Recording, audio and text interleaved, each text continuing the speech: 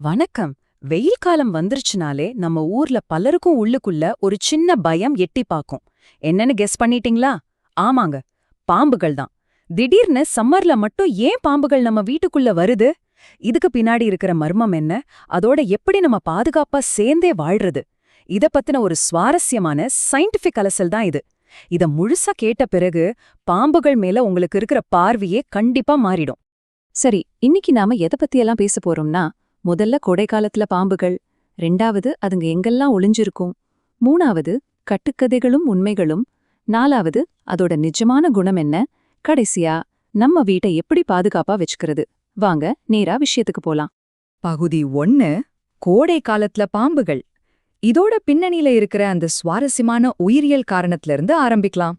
திடீர்னு பாத்தீங்கன்னா நம்ம வீட்டு ஏசி, பைப்பு, கார் என்ஜின் இல்ல டூ வீலருக்குள்ள எல்லாம் பாம்புகள் ஒளிஞ்சிருக்கிறது கேள்விப்பட்டிருப்போம். நமக்கு உடனே தூக்கி வாரி போடும் இல்லையா? அந்த பயம் ரொம்பவே இயல்பானதுதான். ஆனா அதுங்க ஏன் சம்பந்தமே இல்லாம இப்படிப்பட்ட இடங்களுக்கு வருதுங்கிறத புரிஞ்சுக்கிட்டா அந்த பயம் பாதி குறைஞ்சிடும். இதுக்கு பின்னாடி ஒரு முக்கியமான பயாலஜி இருக்குங்க. அதாவது பாம்புகள் கோல்டு பிளட்டட் அப்படின்னு சொல்லப்படுற குளிர் ரத்த பிராணிகள். நம்மள மாதிரி அதால தன்னோட உடல் வெப்பநிலைய தானாவே சீராக்கிக்க முடியாது. சுத்தி இருக்கிற தட்ப வெப்பநிலைய தான் அதுங்க முழுசா நம்பியிருக்கு. சிம்பிளா சொல்லணும்னா அதுங்க நம்ம வீட்டை ஆக்கிரமிக்க வரலங்க, உசுர காப்பாத்திக்கத்தான் வருது. கொளுத்துற வெயில்ல இருந்து தப்பிக்க பாம்புகளுக்கு 19 to 34 டிகிரி செல்சியஸ் வரைக்கும் ஒரு மிதமான வெப்பநிலை தேவைப்படுது. இந்த ஐடியல் டெம்பரேச்சரை தேடிதான் அதுங்க அலைப்பாயுது. அந்த இதமான கொஞ்சம் குளிர்ச்சியான இடம் மனிதர்களோட வீடுகள்ல ஈஸியா கிடைச்சிடுறதால நிழலை தேடி நேரா இங்க வந்துடுது. பகுதி 2. எங்கே ஒளிகின்றன. சரி, அப்படிப்பட்ட அந்த கூலான மைக்ரோ கிளைமேட் நம்ம வீடுகள்ல எங்கெல்லாம் இருக்குன்னு இப்ப பார்க்கலாம். நம்ம அன்றாட யூஸ் பண்ற பல பொருட்கள் பாம்புகளை அப்படியே காந்த மாதிரி இருக்குது. குறிப்பா கிராமங்கள்ல நம்ம சுருட்டி வைக்கிற பாய்களுக்கு அடியில, ஏசில இருந்து தண்ணி சொட்டுற பைப்புக்கு பக்கத்துல, ரொம்ப நாளா எடுக்காத கார் இன்ஜின், தொட்டிச் செடிகளுக்கு பின்னாடி, இல்லனா பாத்திரம் கழுவுற ஈரமான இடம், இப்படி எங்கெல்லாம் கொஞ்சம் ஈரப்பதமும் நிழலும் இருக்கோ அங்கெல்லாம் பாம்புகள் போய் செட்டில் ஆயிடுது. இத கேட்டிங்கன்னா நிஜமாவே ஆச்சரியப்படுவீங்க. கிண்டி பாம்பு பண்ண டைரக்டர் ஒரு இன்சிடென்ட் ஷேர் பண்ணிருக்காரு. சொரசொரப்பான செவரு, படிக்கட்டு வழியாலாம் ஏறி 2வது மாடியில இருக்கிற ஒரு ஃப்ரிட்ஜுக்குள்ளேயே ஒரு பாம்பு குளிர்ச்சிக்காக பதுங்கியிருந்ததாம். வெயில இருந்து தப்பிக்க அதுங்க எந்த அளவுக்கு ஒரு கூலான இடத்த தேடி அலையுதுன்னு இதுலேருந்து நமக்கு நல்லா புரியுதுல்ல. பகுதி 3. உண்மையும் பொய்யும். காலங்காலமா நாம நம்பிட்டு இருக்கிற சில கட்டுக்கதைகளை உடைக்க வேண்டிய நேரம் இது. ஒரு பாம்ப அடிச்சா அது பழி வாங்க இன்னும் 11 பாம்புகளை கூட்டிட்டு வரும்னு சின்ன வயசுல நம்ம எல்லாரும் கேள்விப்பட்டிருப்போம், கரெக்டா? ஆனா சயின்ஸ் என்ன சொல்லுது தெரியுமா? ஒரு பாம்பு ஆபத்துல இருக்கும்போதோ அடிபட்டு இறக்கும்போதோ அதோட உடம்புல இருந்து ஃபெரோமோன்ஸ் அப்படின்னு சொல்லப்படுற ஒரு ரசாயனம் காத்துல கசியும். இது தற்செயலா மத்த பாம்புகளை ஈர்க்குதே தவிர இதுல பழி வாங்குற மாயாஜாலம் எல்லாம் ஒண்ணுமே கிடையாதுங்க. பக்கா கெமிஸ்ட்ரி, அவ்வளவுதான்.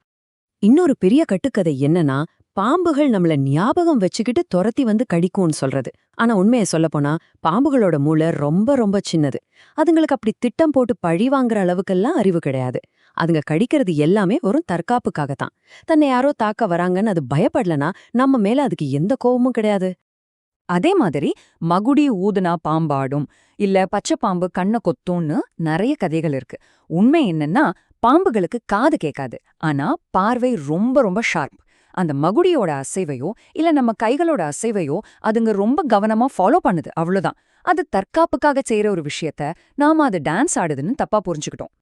அப்புறம் ரீசெண்டா குஜராத்ல வாசுகி அப்படின்னு ஒரு ராட்சச பாம்போட படிமத்தை கண்டுபிடிச்சாங்க. இது இணையத்துல ரொம்பவே வைரலாச்சு. இது சுமார் 50 மில்லியன் வருஷங்களுக்கு முந்தைய ஒரு தொல்லுயிர் படிமம்.